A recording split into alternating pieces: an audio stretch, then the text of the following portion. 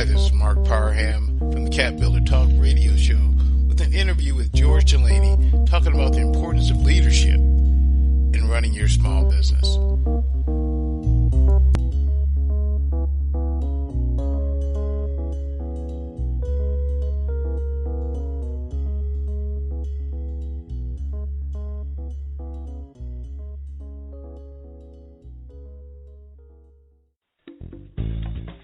Welcome back to Cap Builder Talk on the Survival Radio Network with your host, Mark E. Parham.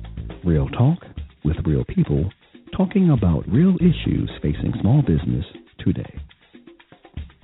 Hey, it's Mark Parham, and I'm back talking about leadership. Just had Jesse Jackson from Macon, Georgia, talking about his experience with leadership. I call that new school. Now I'm getting ready to bring in old school. I'm going to have George Delaney come on. He's had 30 years of experience in human resources, 20 years management, and 10 years in various human resource functions. He knows. I sat with this gentleman. You know, sometimes you're told to go to something that you didn't really feel like going to. But I went to this event a few weeks ago and had an opportunity to meet George and his wife Helen. Talked about leadership, and I'm going to bring him on here tonight, so he and I can discuss, maybe have a repeat of the conversation we had a few weeks ago about the importance of leadership in small business. George, welcome to the show. Glad to be here. You know, I tell you, man, ever since our conversation, you know, I've been thinking about the things that you were telling me, and I just think it's so important, you know, from your experience, all the years of experience you've had, to have you on here tonight talking about leadership. But before we get started, I want you to take, the elevator pitch. Tell us who you are, the name of your organization, and what you do to help people change their lives. Hey, George Delaney. I'm an HR consultant in my own business. My wife and I are teams. We've been doing this for quite a while. I would say probably the last 10 years or so, in terms of management development and leadership development. Prior to that, as you mentioned, Mark, that I've been in HR for over 30 years and worked in various, mainly in technical recruiting, but a lot of experience in the various areas of human resources, such as training, employee relations, labor relations, compensation, you name it, in HR. But for the last, I would say 10 years, I've been focusing on a lot of zeroing in on training and development for managers. Gotcha. Now, I work with, and a lot of my, people listening to the show are small businesses. And although we start out as one person, eventually we have to start hiring people. Let's start our conversation about the importance of understanding leadership when it's time to bring on those people to help you achieve your goals. So what are your thoughts on that? We had some discussion about it before. Well, Mark, one of the things, too, is that about leadership is that you first must understand yourself, and you also must understand who you want to hire and how they would fit into your organization. Now, one of the biggest problems that I've seen with a lot of people in their hiring process, they want to hire people who act and think like them. And I think that's a big mistake.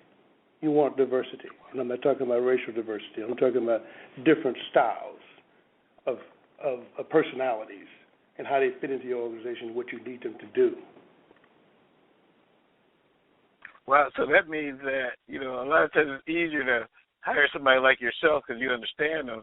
So it's probably a little bit frightening for business owners sometimes to hire somebody that thinks differently, but you're saying that's what they need to do. Yes, that's what I'm saying they need to do. What we do in our business is that we teach social styles, and some people call it DISC, Myers-Briggs, and things of that nature. But I find that over the years that has really opened my eyes in relationships.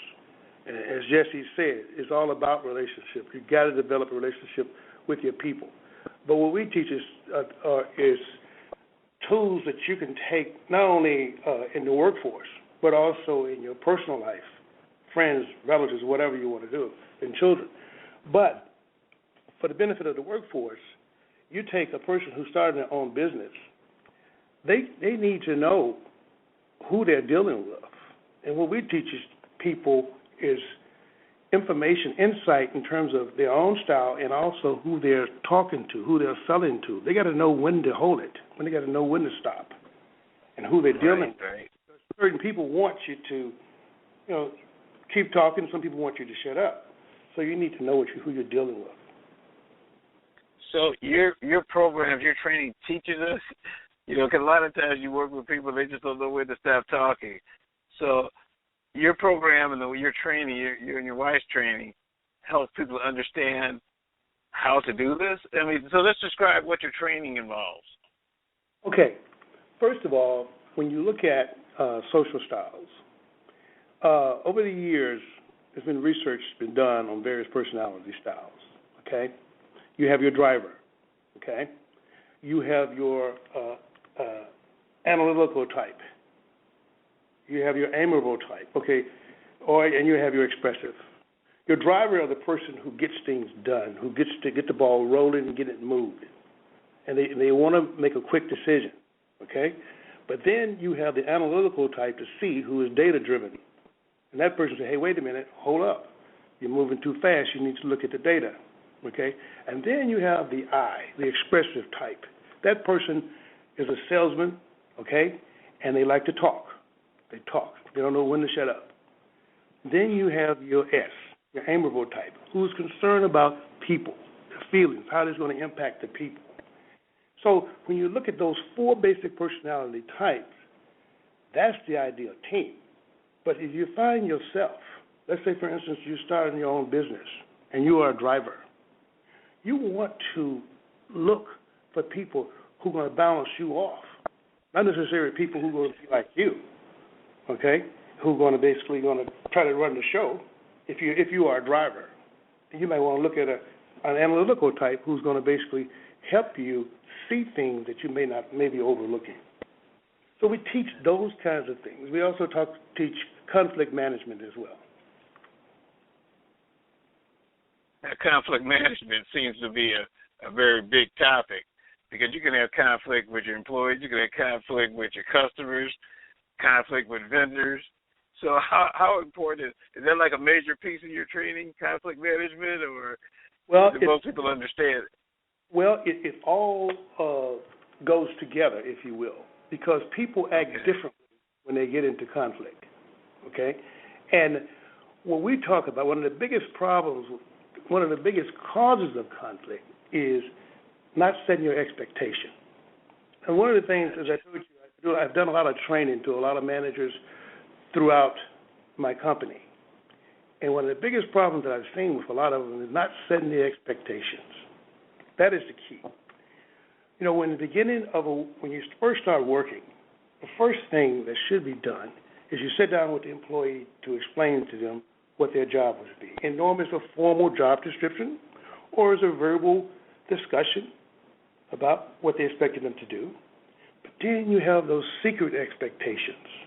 Those secret expectations are the ones that get you in trouble, because those expectations are like, I shouldn't have to tell Mark that he should be at the meeting on time, or I shouldn't have to tell a person that they need to be quiet in meetings, or what to wear, or things of that nature.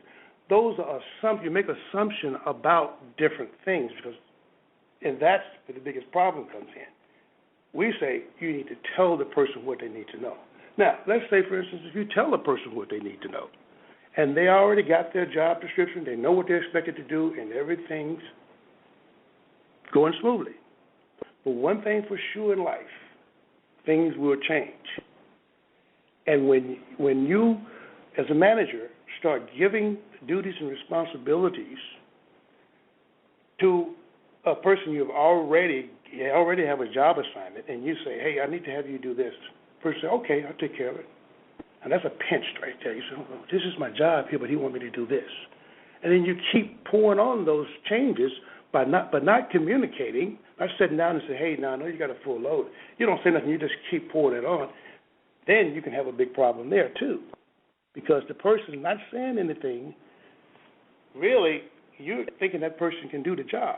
But that person is just trying to do everything you tell them to do, and then you come to find out the job is not being done.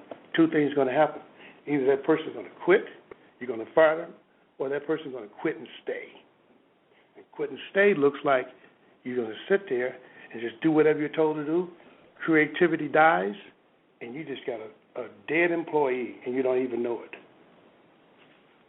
Wow. From running companies, in my first company, I just realized, when I was learning, I did some of that, So now when I sit down with people, I try to be very expressive in what I need from them. But I think that applies also to the relationship you have with your customer, I would think, too. So setting real expectations for your customers. Sometimes you have to train your customers on what to expect. So Is that part of your training as well? Absolutely. Yes, sir. You definitely have to train your customers. You've got to expect that your customer know what you're going to deliver and when. And if you don't, see, it's about communication. If you don't think you can meet that deadline, you need to communicate it. That is critical. It's so important because a lot of times we're out here you used the word earlier, assumption, we just assume that they know what the right thing to do. But what you're saying is that as a good leader, we really need to take time to spell it out. That's right. Absolutely. That's right. So you've been doing this training. You do it like all over the country? Just go everywhere and do this? Where do you do your training? And how do people, if they want to find out more about it, how do they find out about the type of training that you do? Well, as far as this training, most of this training was done with my companies who were located, I would say, 18 different locations throughout the U.S. I did that training there. Mm-hmm. But lately, it's been local. Been doing training, a lot of leadership training in our church, too, because it's definitely important there. And also, I've been a coach at Kennesaw State University, and I was pleasantly surprised when I came over there that they, too, part of their MBA program was social styles, DISC. They wanted all of their MBA students to know the importance of team building and what's the ideal team and things of that nature. So that's basically been the exposure that I had in that. And also, like I said, in leadership in churches. Well, you know what? The fact that you brought up your church, I found it so impressive that when you told me you were doing leadership training at your church, and because so often, we go to church, we attend the services, but a lot of times churches are now offering more. Let's talk about your church for a second, and because I want people to understand that we can learn this a number of ways. I'm trying to get people to bring this type of training into their churches. Let's talk about your church for a second and how this training even came about. How did you get it started at the church?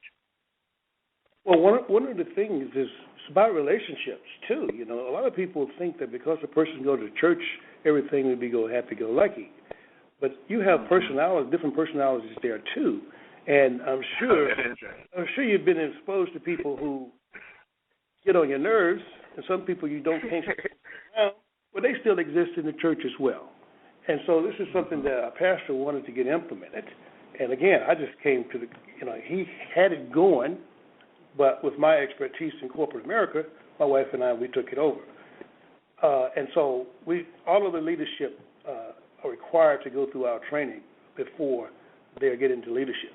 See, because another thing, too, is that they have what is called home groups. Okay? You need to understand the people who are running the home groups, and they need to understand their people. So we taught social styles throughout all the leadership team so they could understand that. And so we use that for that reason. But you see, what we don't want is someone saying that, well, I am a driver and people got to accept me the way I am. Okay? Well, that's not what we're trying to teach. We're trying to teach versatility.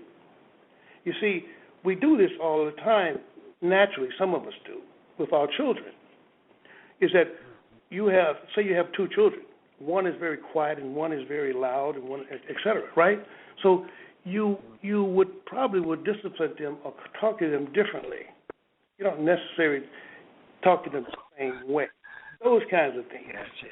So when you have employees or people that's part of your group, if you're dealing with if you are a driver and you're dealing with an S, that personality style conflict. I say an amiable person. Those styles conflict with each other. So they have to basically become, okay, I'm giving you an example. An amiable person want to talk about a lot of different things instead of answering the question that you asked them. When a driver asks you a question, he want to answer, he want it direct and precise. He don't want to hear about all the other things and how you got there or what have you. If he wants to know, he will ask you. So if you understand that about each other, then you will come together and try to meet each other in order to be able to communicate effectively. Wow. Like I said, this is about any kind of relationship. Corporate America. Yeah, any kind of relationship. Yeah, sounds like it. Dealing with your customers, dealing with your wife, your children, associates, anything. You can use this. So I'll tell you, we're coming down the last few minutes of the show. If people wanted to find out more about what you do or invite you out to talk to their organization or church, I like this whole idea about teaching leadership in church because you're exactly correct. These same personality types are all up in the church. So how do they catch up to you? My phone number, 770-590-7343. We don't have a website, my wife and I, yet. Yeah, well, we're going to work on that. That's going to be something I'm going to work on for you because your message needs to get out there. And like I said, ever since I met you, I've been just thinking about this. I'm finally glad I got a chance to have you on the show. But I'm going to be doing some future things with leadership, and I'm going to invite you out to a workshop. I want to have you come speak a couple of places, and I hope that you're willing to do that because your message needs to be heard. Be glad to.